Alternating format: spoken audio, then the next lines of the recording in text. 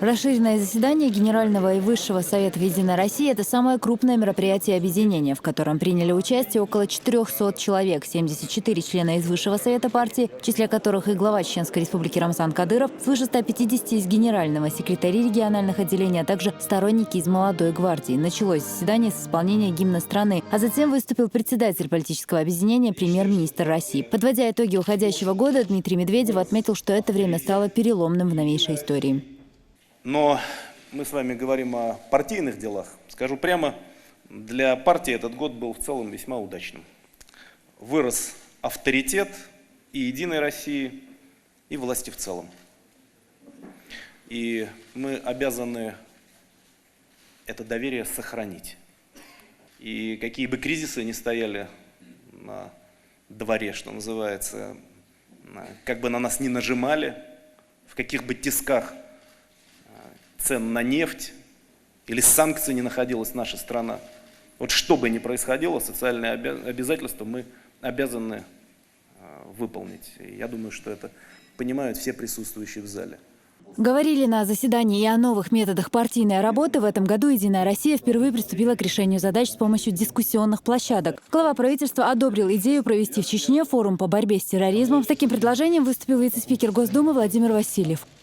Вот здесь присутствует руководитель Чеченской Республики и все руководители. Проблема терроризма, она не надумана, она у нас существует, выстроена нами. Кстати, добились удивительных результатов. Достаточно посмотреть на Грозный, на республику. Этого в мире еще пока, мне кажется, никто не делал, это точно, в новейшей истории. Сейчас у нас последние годы в 3 раза, по сути, выросли атаки террористические. Они значительно ниже, чем было раньше, но они растут. Может быть, есть смысл здесь вот у нас подумать об этом и провести такое мероприятие, оно могло бы быть международным, на базе Чеченской Республики, где рассмотреть правовые аспекты противодействия терроризму в современных условиях. Причем продемонстрировать всему миру на фоне ИГИЛ сегодняшних неожиданно возникших проблем. Россия может показать, как мы через вот эту сложнейшую ситуацию. Представляете, что происходило в самой Чеченской Республике внутри, что происходило и еще происходит в самой России. Но мы сумели это сделать, потому что патриоты Чеченской Республики, патриоты России сумели перешагнуть через все это и создать новые явления, которые многим даже непонятны.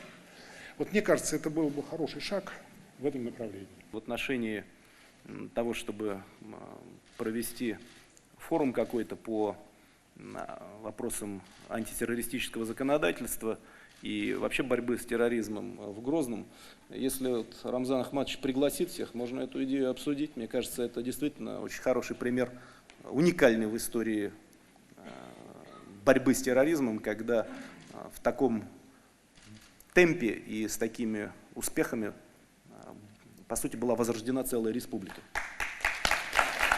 У нашей страны есть недоброжелатели, и партия не допустит, чтобы оправдались их надежды, заявил премьер-министр. Ситуация, конечно, трудная.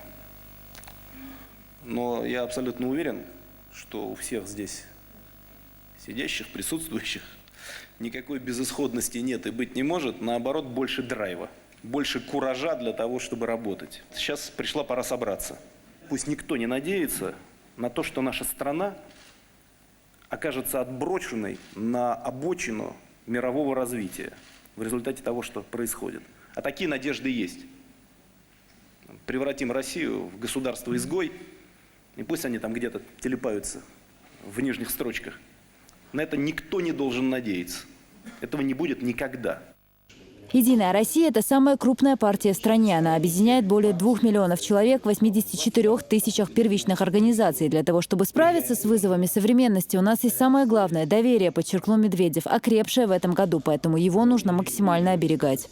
Нашу партию иногда с иронией, но чаще скорее с завистью наши политические оппоненты называют партией власти. Этот термин мне абсолютно не нравится, он неудачный.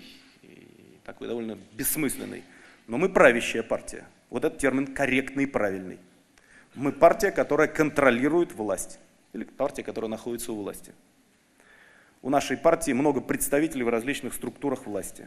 В депутатском корпусе. Хотел бы, чтобы мы все осознавали, вот абсолютно все, кто сидит в этом зале. Это не константа. Наша задача это сохранять по мере возможности. Но за это надо бороться.